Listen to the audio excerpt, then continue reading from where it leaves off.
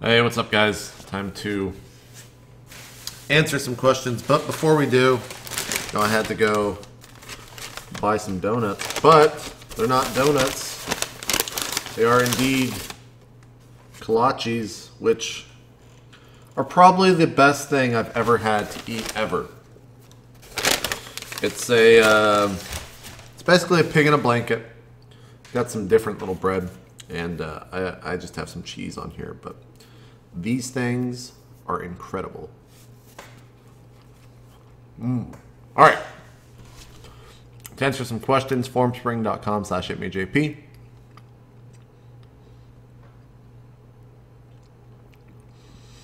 From OK Gold, tell us about a crazy, awkward experience with fans at an event, or maybe even away from an event. First one comes to mind was at BlizzCon. I had just wrapped up casting the finals with Sean. I had a friend that I had known for probably 4 or 5 years or so. But I had never met her. I didn't know she was going to be at BlizzCon. And she recognized me casting or whatever. And her friend wanted an autograph or something like that. So I said, yeah, sure. What's your name, or who should I make it out to, blah, blah, blah. And she just didn't answer and kind of gave me this weird look, and I didn't know what to do. So I just asked in, like, I'm sorry, who should I make it out to? And she just wouldn't answer. So she basically was trolling the shit out of me in front of everyone. For probably about 30 or 40 seconds, she just wouldn't say a word and would mumble something under her breath. And then eventually she told me who she was. But that was really weird because everyone was sitting there kind of in front of the BlizzCon crowd watching it. And it was all a little bit awkward. So yeah, probably not the best story, but that's the first one that came to mind. What tournament, apart from MLG, would you like to personally experience as a caster? BlizzCon was probably I'll put this back in the bag for now. BlizzCon was probably the one. It's kind of like the holy grail of casting events, in my opinion. I'd love to do that event again. That'd be a lot of fun. DreamHack would be a lot of fun. Yeah, I think DreamHack would probably be the one that I'd want to do as a caster. I've heard that the hours at DreamHack are worse than at an MLG, but the fans over there are crazy. So I'd love to actually do, more so than anything else besides probably BlizzCon, I would love to do an event in China because the Chinese are crazy when it comes to esports and their fandom. So definitely an event in China. Let's see. Steel Series or Razor? Well, I have a Razor Death Adder here, but I have a Steel Series 7G here with a Steel Series mouse pad. So I guess Steel Series wins. What else? I have a Logitech mouse over there. I'm trying to count the products. Yeah, I guess Steel Series wins in products that I own. I don't really have an opinion either way. I think both are great companies, and they make some fun products. How's that for a political answer? Well, MLG hit NY this year. One more. What is your favorite non-nerd activity? Well, MLG hit New York this year. I mean, we're doing the arena. It's not open to spectators, though. I don't know if we'll have a big on full LAN event. I mean, we've announced the dates or whatever, so yeah. No, I guess not. At least in the literal sense that we won't have a LAN event. What's your favorite non-nerd activity? I like watching movies. I like watching TV shows, not on TV, but in succession. So I'll sit down and watch 4 or 5 episodes of a season in one sitting. If the show is really good, for example, Sons of Anarchy, I just finished up season 3 on Netflix. Over the course of 5 or 6 days, I watched three seasons. Each season was 12 episodes at about an hour long each. So I watched a lot of Sons of Anarchy over about a week and a half. Maybe it was a little bit longer, so maybe a week, 2 weeks, something like that. But I love watching that. I love watching movies. I probably watch, any given year, I'll watch 100 movies, 120 movies or something. I watch a lot of movies. Thanks for the question. I forgot. I'm sorry. I deleted the question already. I don't know how to go back, and there was a guy that, God damn it. I'm so sorry, person that submitted that question. You know who you were. You were awesome. How do you know about Giants, or how do you know Giant Bomb's Brad Shoemaker? Brad and I met through when they were doing the TNT for SC2. I set them up with a show match between Huck and Machine, destroying me and Huck's relationship for at least a year till he forgave me for it. Really weird. You can go read about it on Team Liquid or something. It's all over the place, I think. But it's all under the bridge now. We're good again. But ever since then, we've kind of ran into each other at BlizzCon, at some Blizzard press events. We talk online a lot. Kind of shoot the shit about esports and games that are coming out, because I'm more of a general gamer than people are led to believe. So Brad is a good guy, and giantbomb.com is an awesome website. Go check it out. Their content is probably the best when it comes to mainstream gaming, in my opinion. Sorry, got an email. Do you have a drinking problem? You're often seen with a beer in your hand on screen. Nope, I don't have a drinking problem. I do often partake in alcoholic beverages, probably more so than the common person, but most of the time when I am drinking, it's the end of the day. I don't know. I usually do it on shows, so I guess I'm more open or something. I'm not really sure. But yeah, I like a beer or two or three. Will you play with me in 2v2 or 3v3 ladder just for the sake of having fun this Saturday or Sunday? I am very sorry, Lavos, but I'm going to have to say no to your request. This weekend I'm going to be very, very busy because I have to move to New York on Tuesday. I fly out Tuesday morning at like 6 a.m. or some absurd shit. So I have to pack these computers. I got to pack clothes. Yeah, I have to prepare for New York, so I apologize. Would you ever enter an online tournament like the Play Him Daily or something for fun? Maybe.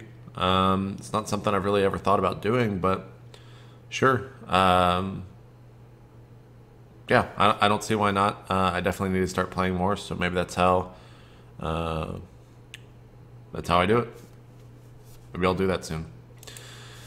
Hello there. How do teams like EG get all the money to play salary to many top players and keep the house up? All from sponsors.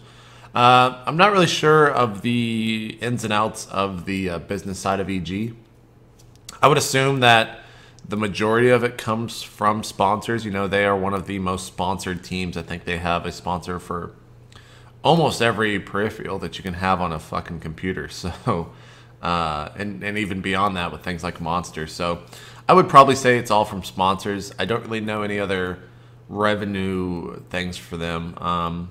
They sell a lot of apparel as well, I think. I'm not too sure on that. But like I said, I'm not really sure of the ins and outs of their business. So yeah, I would guess it would be from sponsors, though. Thank you for the question. Hold on, gotta check email. Let's see. Okay, I gotta do a voiceover later today. Anyways, back to the questions. I really enjoy all the content you produce. Does the workload ever interfere with your MLG duties, or at least put somewhat of a stressor on them? I realize this is the off season, but in general, how do you organize your workload?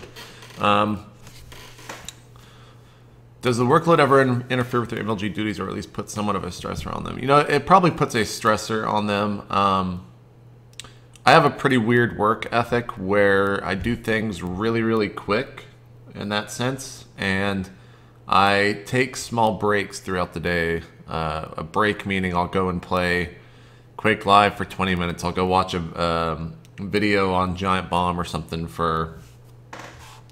They're live right now. I'll go watch a Giant Bomb video or something and kind of pace myself that way. At the same time, I'm usually working from when I wake up to when I go to sleep, because I do try to get everything done that's on my list for that day that I can do myself, and I don't have to rely on someone else to help me with information or with a contact or something like that. So every night I'll open up a Google Doc and kind of put down what I need to do the next day. So the second I wake up, I can check that list, check the emails, add anything to it, and then just kind of chip away at that list throughout the course of the day. It's what works for me. I feel like it's what works for me. That's how I organize it. But there's definitely stress put on it. Like, for example, I just got an email saying I need to do a voiceover today. It's 1 o'clock right now. So that means it's 2 o'clock in the office, which means they leave around 5 or 6, which means that I've got about 3 hours to, I've got 3 hours to write it and record it and get it uploaded to send to them. And I'm probably not going to stop this question thing anytime soon, so it's probably going to be less than that. So I get it done. It's all good. Doesn't really bother me. That's how I work, and it's probably how I'll continue to work until I see a big problem with it. 1 sec. Okay, so I can't read this out loud.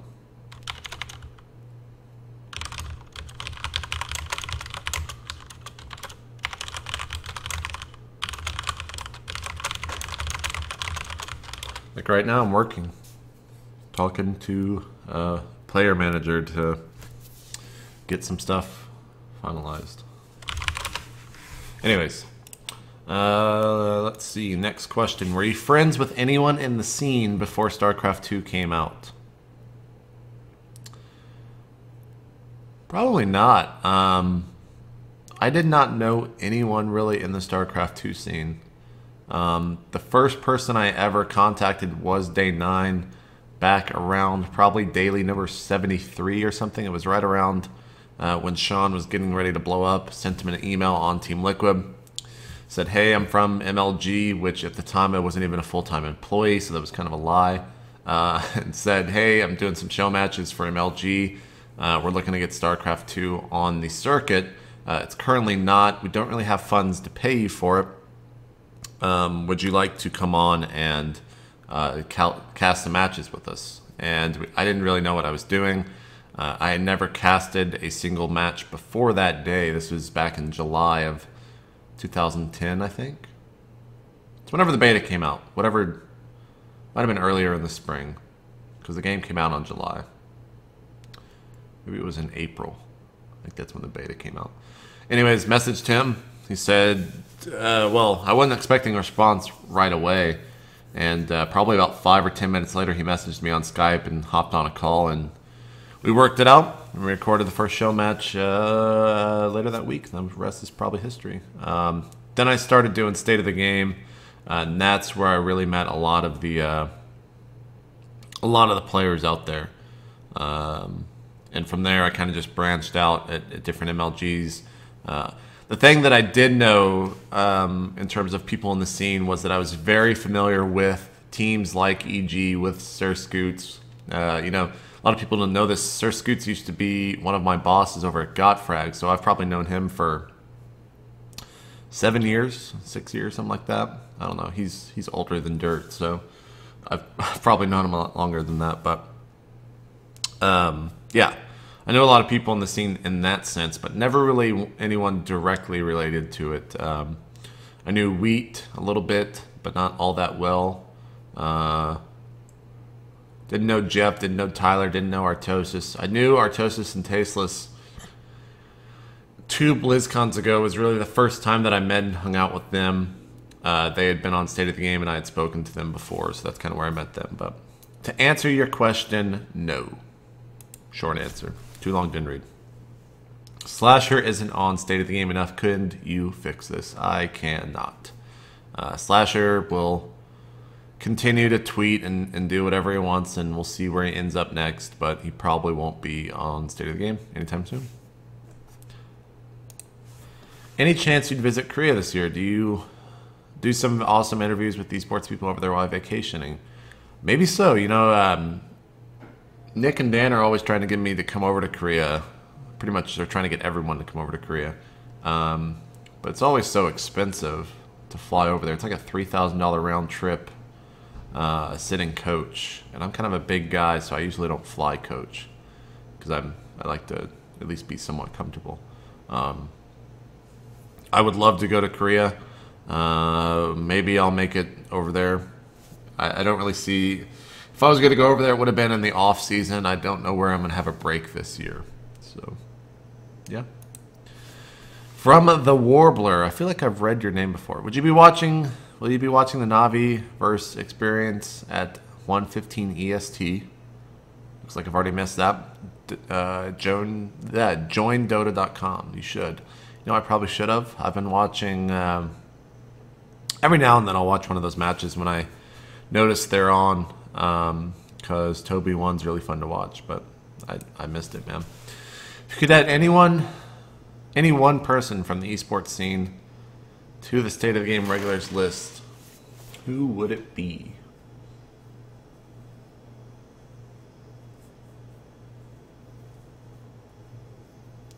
If we didn't already have Inside the Game, I would definitely want him on.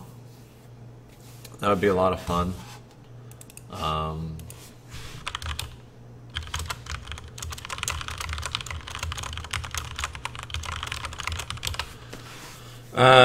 Wani would be... I think Wani would probably be a good fit. I don't know. Sir Scoots is always good to have on. He's never been on. Korean player would probably be fun too. I just realized that my face is looking like powder. Have you seen that movie Powder? It's really weird. But the window is like the only source of light right now in the room. So that's why my face is so white. And the webcam won't auto-adjust. I'm sorry. Anyways, thanks for the question. Do you think esports players would benefit from more individual promotion akin to boxer/MMA fighter compared to being all in or out with a team like the NFL, NHL? Yeah, I think they definitely would benefit from that. I think that's kind of honestly how it's going to work in the future, or how it should work in the future. Not so much the team name being thrown around. They can just be introduced as Team EG's so-and-so, or Team Liquid's own Tyler, or something like that.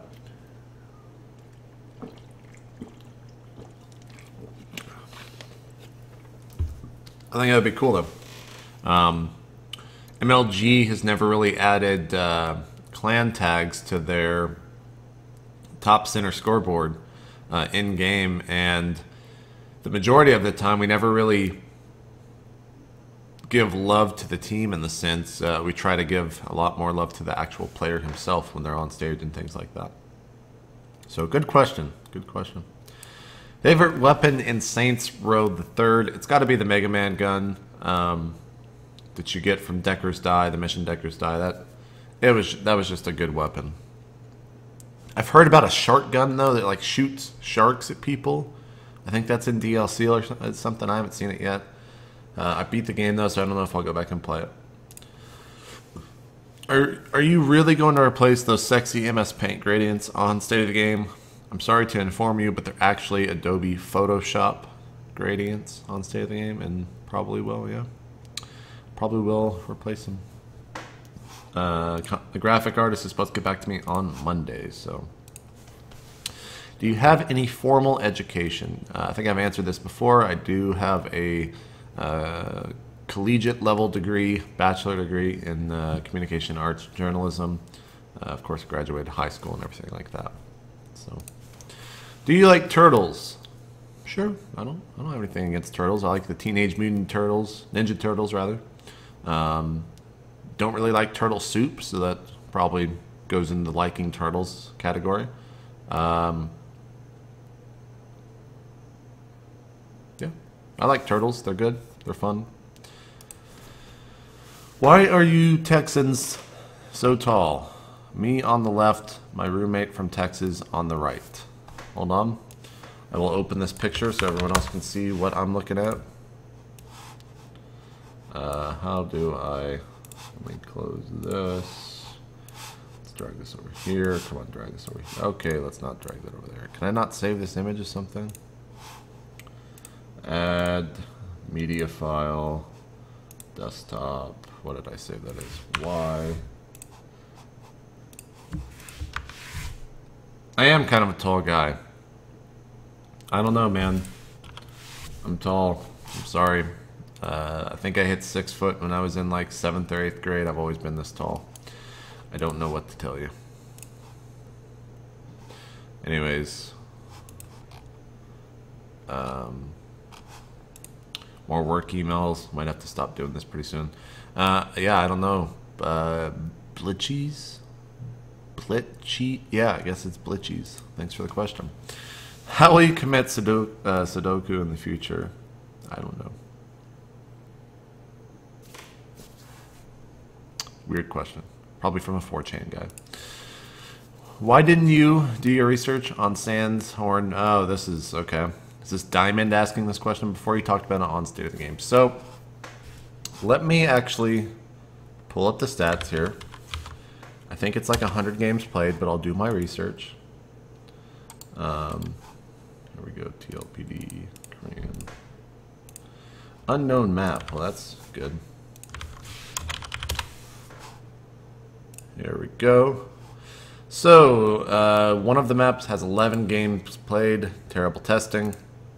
ESV Sandshorn Mist has 108, 65%, 44%, and 54% rounding up, of course, when it comes to racial dynamics. But 100 games is not a good enough number to really legitimize a map. I don't know.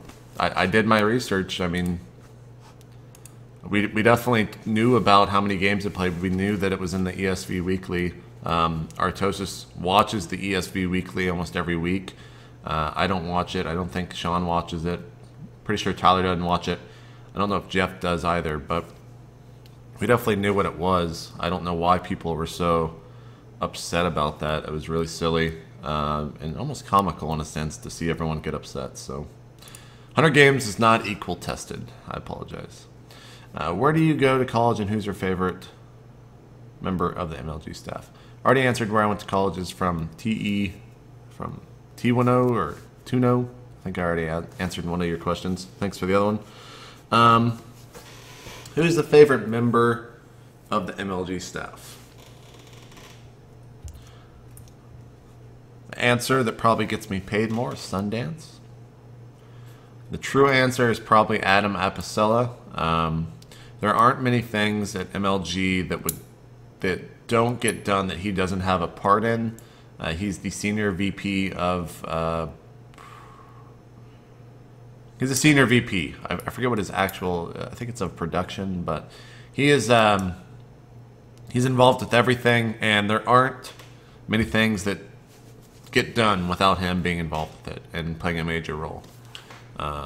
So yeah, he's a really good guy. Hardworking, great guy to look up to. Great guy, great work ethic. Just awesome all around guy.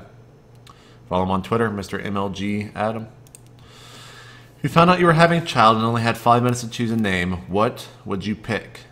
You didn't specify whether it's going to be a man or a man, whether it would be a boy or a girl. So I think this question is invalid. If I had 5 minutes to choose a name, what would you pick? It's 1:17 now. Sorry, hold on, work.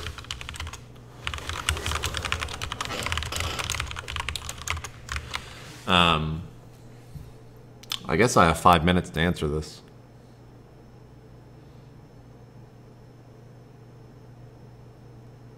I don't have an answer for you.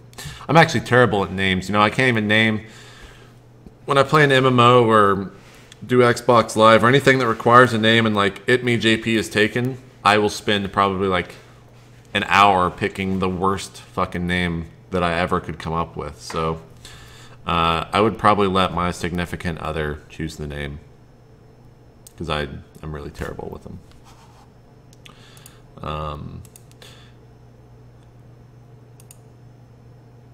Damn, a lot of people spamming, how would I commit Sudoku? I don't know, guys. Have you ever played PlanetSide? What do you think of PlanetSide 2? Yeah, I played PlanetSide when it wasn't lagging to shit. It was fun. I'm excited for PlanetSide 2. I hope they can get it working on the grandiose scale that PlanetSide was working on. And we'll have to see. I think the idea of an MMO FPS is one that hasn't been explored a lot. And kudos to the devs at Sony? I don't know the actual studio making it, but I think it's a Sony game. To doing PlanetSide 2 again.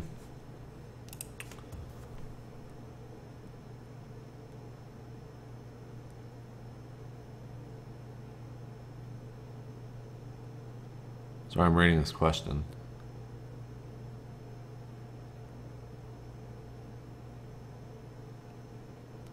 I love that. Okay, I'll read it.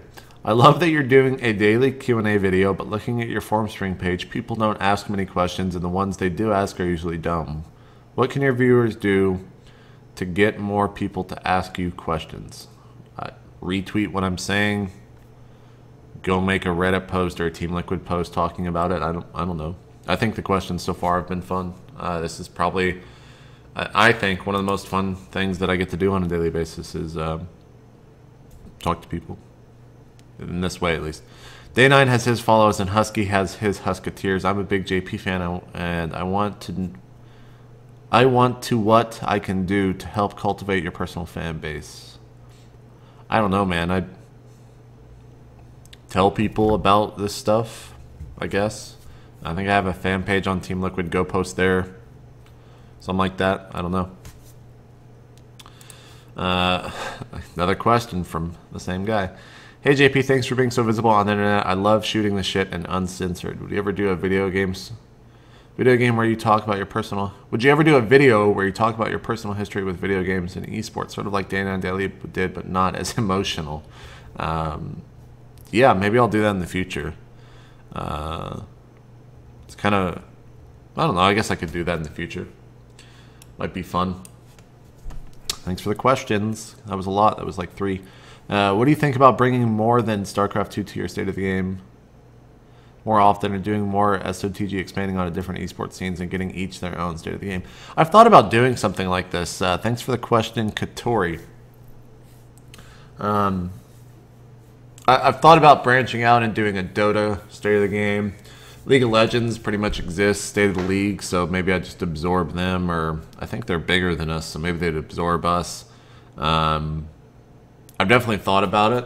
I don't know if I have time to do that many more shows. It would be fun, though. I would love to do it. But that's kind of more of a full-time job. State of the game right now is kind of a part-time thing in a sense. So, good question, though. What do you think about expanding more on the esports games other than SC and OK? Same question. Do you consider Total Biscuit and Diapollo a casting duo like Tosis and Bitterdam? I actually think, you know, they have been kind of... There's a lot of people out there forming these duos, but Total Biscuit and Diapollo are definitely one of the 2 crews, or the 2 casters that are kind of becoming a duo. They cast a lot of stuff together, and I think it's actually a great duo. Total Biscuit has that raw energy that he always has, and Diapollo has that analytical commentary that is really, really good. Definitely up there with Artosis and Day9. So, yeah, I would consider them a casting duo for sure. What was John Nelson's reaction to you throwing him out under the bus for the extended series on State of the Game? Love the show and love the content you're pushing out on YouTube, and you're an awesome guy. Thank you. Thank you, Isaac Sonome, or Sonome. Sorry if I mispronounced your name. John Nelson, you know, he was one of the guys that was messaging me here during the show. He was laughing pretty hard when it happened. He doesn't really care at all. I've always been pushing the League Ops guys and MLGs to get into the spotlight a little bit more. and say why they are doing the rules that we are having, or why the changes, or why the maps are in the rotation that we have. So I know he liked it. I know some other people at MLG weren't too fond of it, but I think it's funny. It's kind of a running gag now that I have with the show. I'm always going to mention him for doing things, and eventually he might come on the show. He has shown some interest in it, but we've got a lot of work ahead of us, so I don't know when he'll have the time. Is it possible for a serious strategy discussion-based show to get the viewer numbers of Day 9 Daily or State of the Game? I love both shows, but it seems like most people watch them for the silly moments, drunk SOTGs, Fun Day Mondays, Day 9 Plays Amnesia, etc. It's a good question. I think that there's definitely the reason that State of the Game and the Day 9 Daily are successful is because they're entertainment-based, not serious strategy discussion. There are inklings of a strategy / discussion show in there, but it's also it's infotainment, as they would say, if they were a mainstream suit person. But a straight up strategy discussion show, it might do okay. It would probably need to be short, not long winded, straight to the point, and be very well represented. Very well presented and probably represented. Credibility is something that goes a very long way when doing something like that, and not many people could have the credibility from the get-go to be able to do a show like that. So if you're asking if you should do it, don't ask, just do. But those are my thoughts on the thing. Thank you for your question. Do you think the StarCraft customer base can still grow? Or what would you need to happen to bring more people into the game? Release an expansion called Heart of the Swarm. It'll get new people. It'll get people that play the game to come back to it. It'll make StarCraft 2 relevant again in the mainstream viewers' eyes. And I think it can still grow. Yeah. I think it'll continue to grow as long as the production values continue to go up and up for the Western world. There's a custom map called Peep Mode. I've heard of it, seen it, where you have advanced spectator features like different camera angles, heights, and better statistic build order overview. Do you think major leagues will use some kind of mod to spectate? Maybe. I mean, one thing that does is it does something that Blizzard was not intending the game to do. They were not intending the game to be seen from that view. That's why when you rotate the camera, you can see that the buildings for Protoss are a little bit weird looking. So because of that, I don't know if we would ever use that for MLG. I don't know if any other leagues would. Maybe they would. But there definitely are some awesome things within that custom map thing. So we'll see. I don't know, maybe. It's definitely awesome for making B-roll content and pre-produced stuff, that's for sure. That's one reason, or one way that I think major leagues could use it. But to spectate, I don't know. You know, if a caster is doing the spectating, it's a lot on that person, so much so that their casting kind of is hurt by the fact that they have to spectate as well. How do you think modding will affect the pro scene? We have modded maps and fixed spawn positions and supply depots. Do you think there will be more changes? Maybe even balance? Balance, no.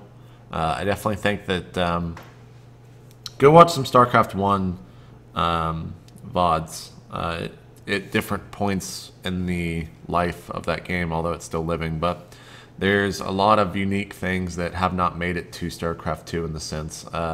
Metropolis is one that does, where there's a island expansion at the 10 and 5 o'clock positions.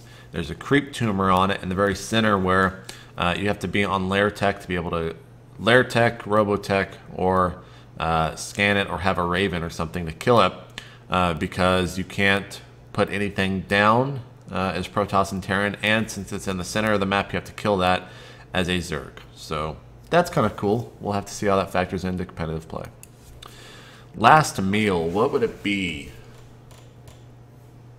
I don't know what my last meal would be. It would probably be